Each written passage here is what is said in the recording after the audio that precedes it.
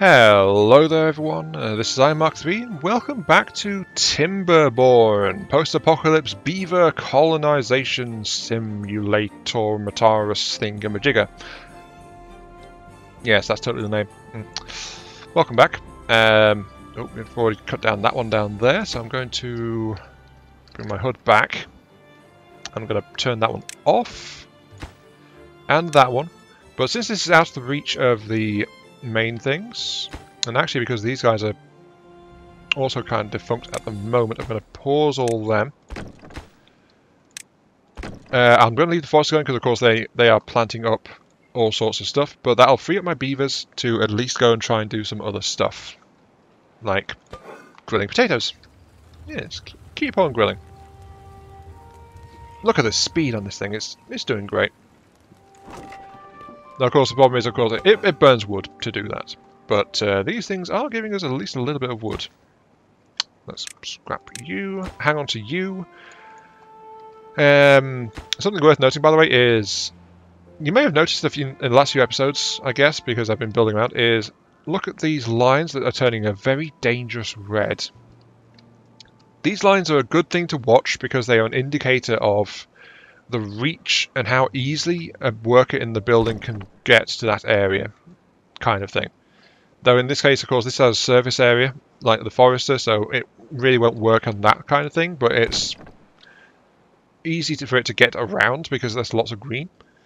But the particular thing to note is a district centre, which is our town hall thingy here. That's actually a district centre. We can found other districts.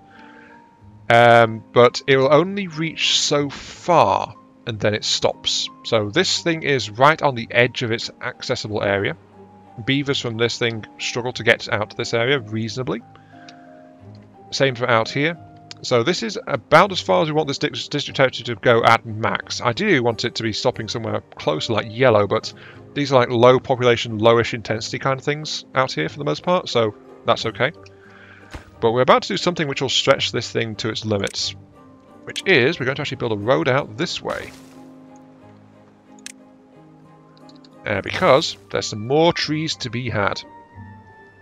And this is getting kind of far. So we're actually moving on to a slightly more advanced concept in this game, which is the idea of district centres and districts. Districts is one of the ways you can optimize the game flow, and you can have things work out for you. Now in this case I'm just hunting for lumber, really. Trying to build up my wood reserves faster and faster to build more and more, you know, that kind of jazz. I'm also going to set you to work potatoes. I'm going to set you to work carrots. I'm going to tell them both to do planting first, though as you can see this guy's housing carrots and potatoes, so you know, as I said, these farms make decent raw material storage, at least starting out. But I'm really trying to go out here to strip mine more wood, and that means I need to have, it's going to have to be up on here, isn't it? Yeah, some stuff just around the place. I'll put one there too. But we're also closing on a ruin, but this is like outer limits of where this district wants to be, so we don't want to expand our zone of control too much further. Now, why was I after wood? I have plans for construction, basically. I have plans to be building stuff. So that is going to be a concern. Yeah, look, people are getting a bit hungry because they're coming from all the way out here. So that's part of the reason why it's a bit far out to be out in that kind of direction. But yes, I want to take care of my social. Nutrition is holding up okay, though they haven't quite had time because of my brutal work hours. Aesthetics is actually really strong in general, even though I've not really done it to the housing. So those blushes I've got around on the social and stuff are doing great at actually keeping people happy in their surroundings kind of thing. So, you know, it's going okay. What I'm going to do, though, is I want to actually get up here. And there's some good trees up here, yes. That'll be a nice boon. But I also want to get up here to put some extra guarantee into my water sources. So, for that, I'm going to need 250 for the double floodgate. Ow, that is kind of painful. But either I build up using platforms, or I unlock some bigger platforms, which are a bit more material efficient because they don't require as many planks. I mean, I could just build up using single-step platforms if I wanted to. Though it's kind of messy, and I'd have to tear them down later if I wanted to integrate the rest of the structure into it. So, you know, it's a bit iffy kind of thing. So instead, what I'm going to do is, I think I'm going to unlock double lodge. Next housing, a bigger housing unit. There is a mini lodge which is like half the size of this, but only houses one person. You know, housing is a little bit inefficient on this, but 6 for 20. It's a bit more wood efficient than the standard lodge, but it's this odd little thing where, as you can see, its access is actually on the 2nd level. Weird, isn't it? So, yeah, it's just a little bit odd. I mean, it's great for stacking behind them. I was planning that with this. I was going to put these here as well, and then just like do it that way. But I've unlocked that so I can place it there. I'm going to put a normal lodge on the ground there. Right. With me so far? Good. So to access that, I need that there, that there. And then I'm going to need to stair down to there. And this is where some of the lumber demands start to come in. Then I am going to stair. Yes. Stair. And then, if I can connect this to my ground paths, I suddenly have access to this area. All like that. And I just want to make sure that I've got the right spot. It is...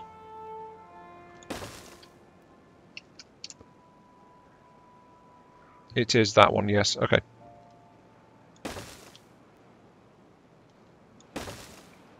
So that's where I'm going.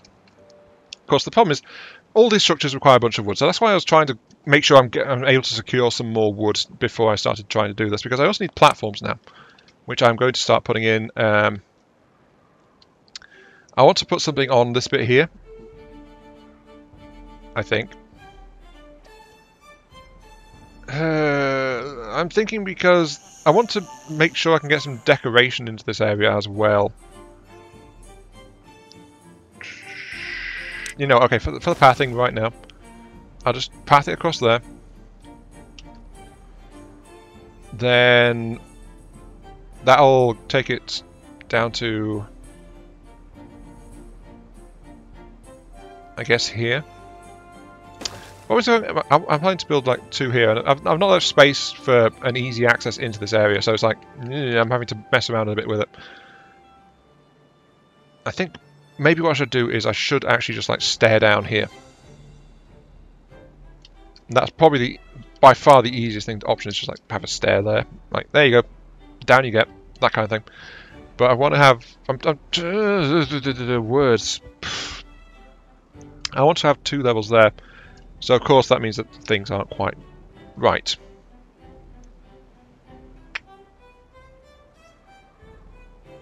Not fine. I'm just going to do what I was thinking, which is like that. I can skip that one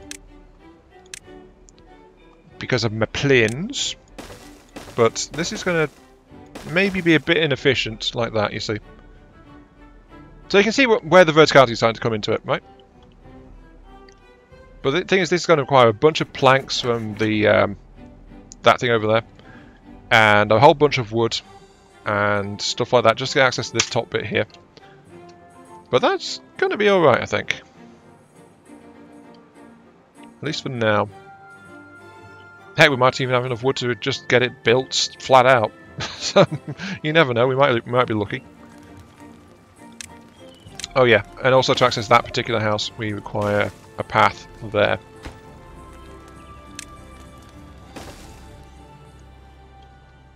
And of course those who are complaining right now because they can't be accessed. And yeah, this is something that, it's not just me, some other people have been asking as well. It's like, why, oh why, do the bigger structures for this faction have the accesses on the balconies? It's not the first thing you think of when building a bigger house, is it? I mean, the next one up, the even bigger option over here, the triple lodge, is the same. The access is on the top floor. It's kind of odd. But then again, I think this faction is kind of like meant to be like sloping upwards towards a thing, or maybe the hill's going downwards, but you're building houses just off the side of it. So I don't know. It's different. It's definitely unique. It does its own thing. I'm just not convinced or completely sold on it. I'm going to be entirely honest. And I think that's true of the comments I was reading as well. Also, yep, that thing's going down. Path across to here. Path across to here. I might as well give them those trees as well.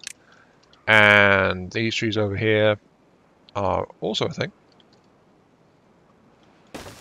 So that's one. That'll be access there. There we go. So let's give them that.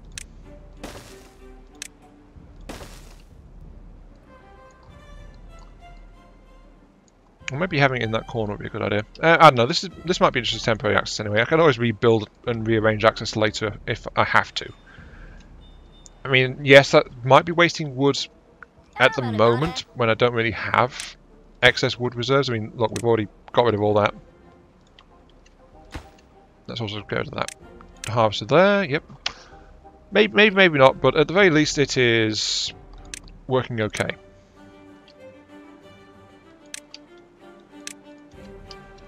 There we go. And why did I do this odd arrangement here? Well, I'm actually going to put in a thing there, which actually only affects the one it's on, not the one next to it as well. Whoops. I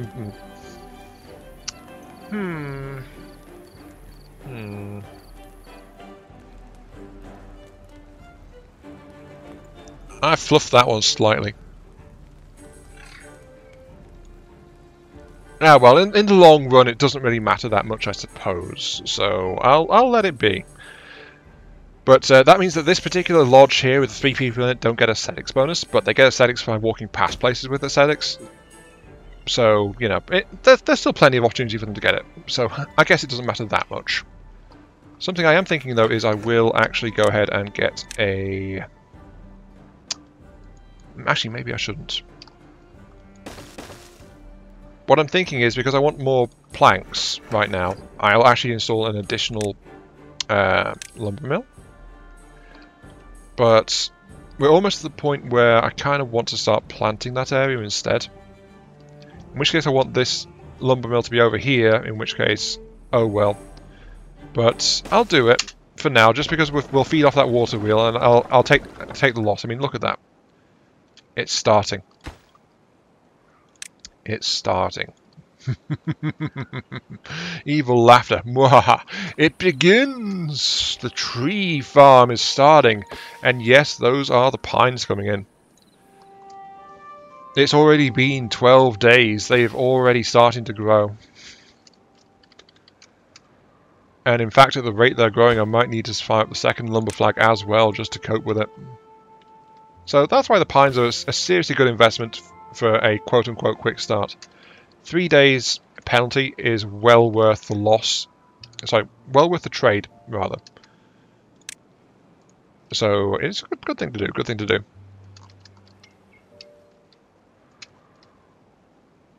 Jolly good, jolly good, jolly good. We have the research.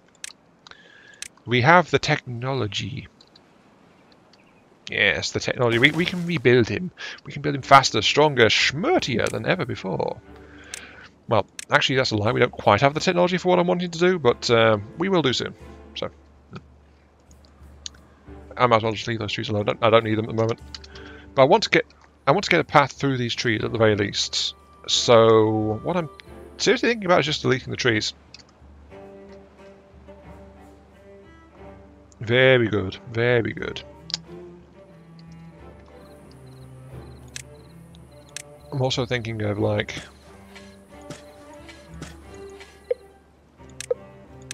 incoming drought. Good timing. Yeah, I'll do that as well. I have played this map before, and one of the things I did was I actually went up this slope here because it's a very convenient step in the middle to reduce your wood cost for doing so. So, you know, it's an interesting option at the very least.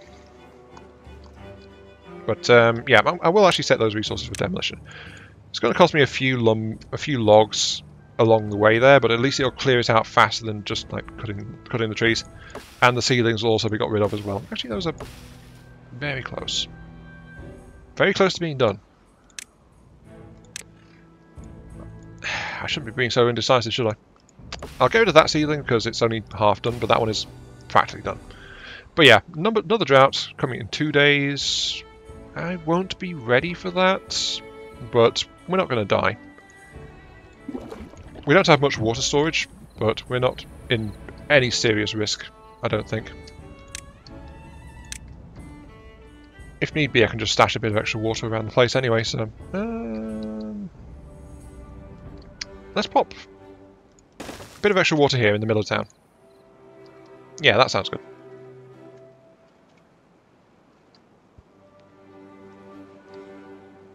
Look at that. 167. Our lumber storage is overflowing. Almost. And I'm very happy with the progress on that stuff. So that is also all good. Right. We almost have the tech for what I was thinking of. And that is, I said we're going to try and fortify things a little bit better. As in an extra bit of extra insurance for our water supply. And that is by converting this into a bit of a bigger reservoir. I showed you a demonstration dam up here previously, right? But this is going to be actually taking it and doing it. So, to make this happen, we need several things. Pop those there. The first thing we need is the floodgates. Right, so this is actually an adjustable thing. We can set it how high we want it to be. They come in single, double, and triple. So 1, 2, or 3 blocks. In this case, we want a 2 block, ideally. But a 3 block would be preferred, but that is, we're not quite there yet, because that's 500 versus 250. So, you know, definitely further in. But for now, a double will help.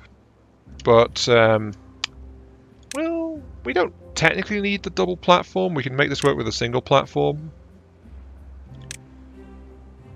You know, let's do it. Let's make it...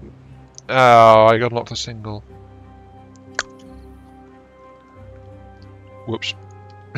I mean, no, you didn't see me make a mistake. Not at all. I'm not slapping in extra research because I made a whoopsie.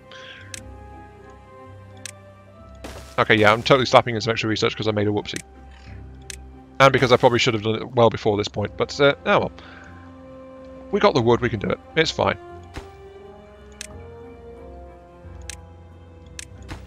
Pause and pause, yes. Right, so what I'm going to do is I'm going to tell it to put levies. In fact, we don't really need to have levies involved if we have the right size of floodgates available. The thing is though, floodgates, they actually you can't have a path across the top of a floodgate. So that means you need to have a path behind or in front of the floodgate. And that's where things like the double platform come in. So, you know, it's worth noting. Because floodgates will allow you to control how much water you're releasing and that kind of stuff, so it's what they do. And I'm going to say... I might as well go for a limited release one, yeah. So I'll go ahead and put a couple of levies down. There. And...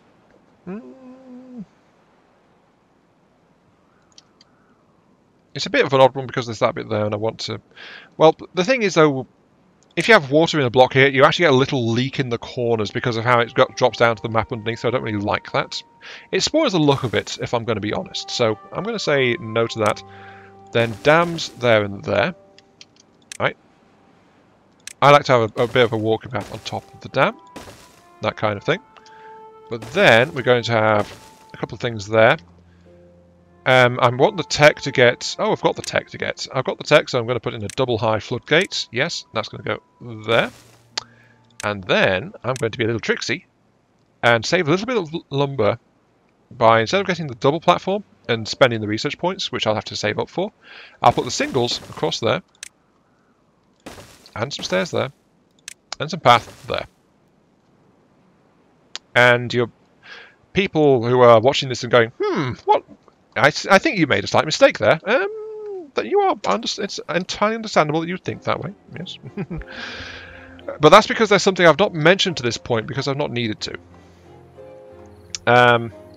So if I build that dam as I've shown there, right, we're going to get a block and a half, and we're going to flood that path. It's kind of obvious now that I pointed out, isn't it? If you didn't notice it already, which I suspect a lot of people did. But here's where I'll share a little trick with you, which may or may not be common knowledge. I don't recall the tutorial ever mentioning it, but it is a case of this is true. And that is that you can actually path through the water.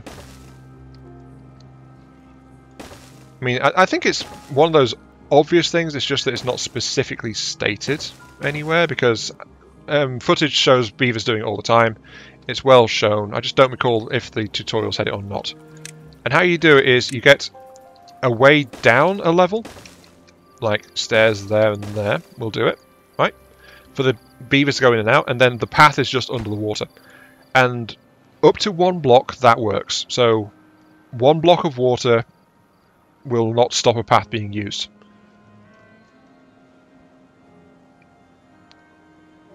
And the thing is that it still acts as a direct connection. They can still carry stuff through that, so it's a good to and fro thing.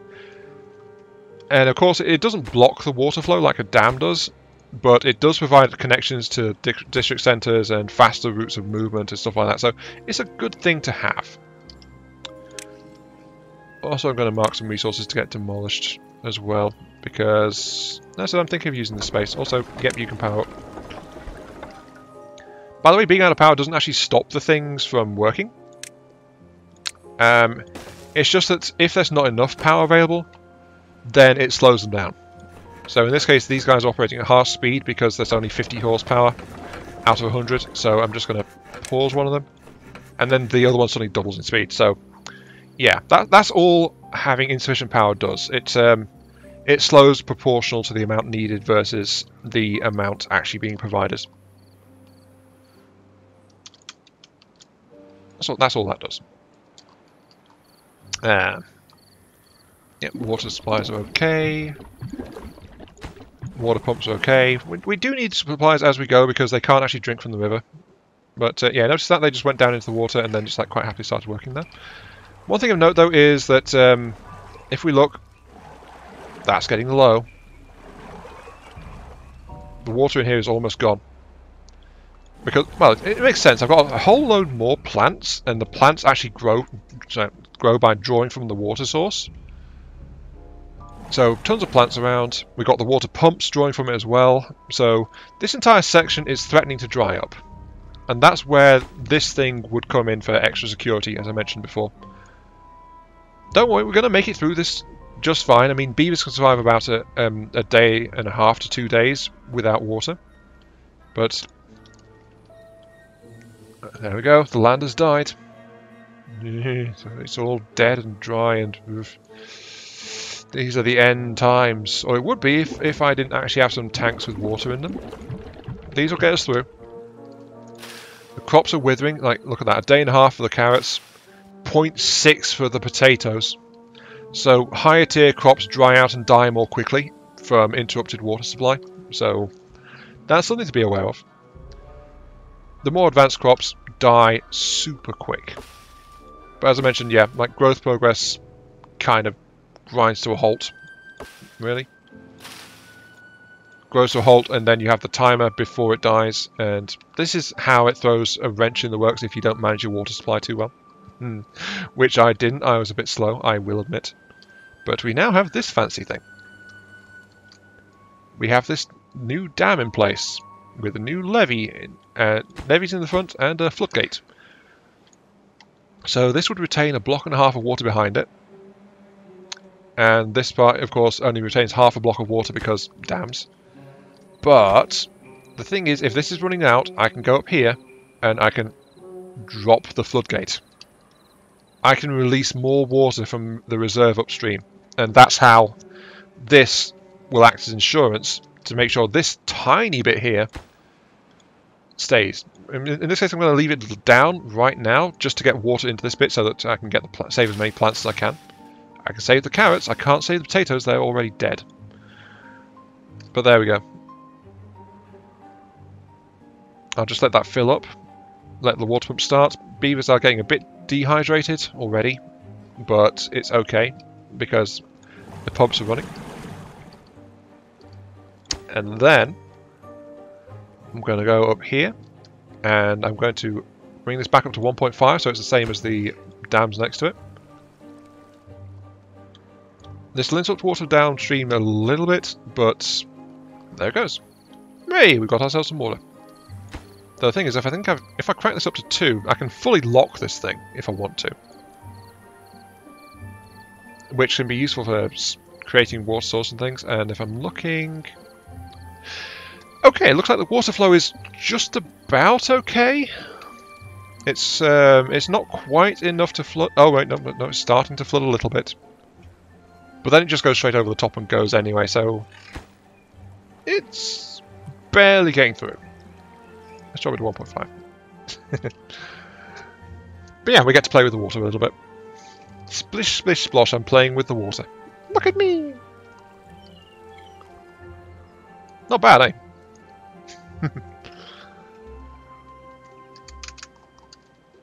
But yeah, that's other options. So I've got that. I've now got that entire reserve there, which I can dump into this part if I want to make sure that it actually works properly. A good idea would be actually to move my water pumps up here because this is like a bigger reserve and this will be feeding into the crops. And then that'll separate the two and stop these things from risking my crops. That'd be a good idea, honestly. That'd be a really good idea. Yeah, I might do that. Yeah, I think I will. Something I should probably note, by the way. Pumps actually have a maximum depth. In this case, the water pumps are 2 depth, so this pump bit here that sits over the water, up to 2 blocks depth on those. The Iron Tooth faction has a deep pump, which actually goes down, I think it's like 4 or 6. I'm not quite remembering off the top of my head. I think it's 4 blocks is what that one can do. But yeah, these things can really pump out of the water. So as you can see, like the pipe extends downwards a little bit. Also, you know what I am going to do? I'm going to say, delete that, please. As my beavers are just going to and fro, happily living their lives. And then I'm going to say, create a water pump up there. Thing is, that does interfere slightly with future plans, so you know, actually, let's not do that. Let's leave that spot open for some future plans because there's a little bit more that can be done with that. But right now, of course, we got the fact that I kind of want to get bread production is something that's starting to come up and prey on my mind a little bit. Oh look, that's actually all done with all those. Let's create some more pines. Like so. And maples will go all the way out here. Of course, that's all dry, so that's not going to work, but, you know, that's for future use. That's fine.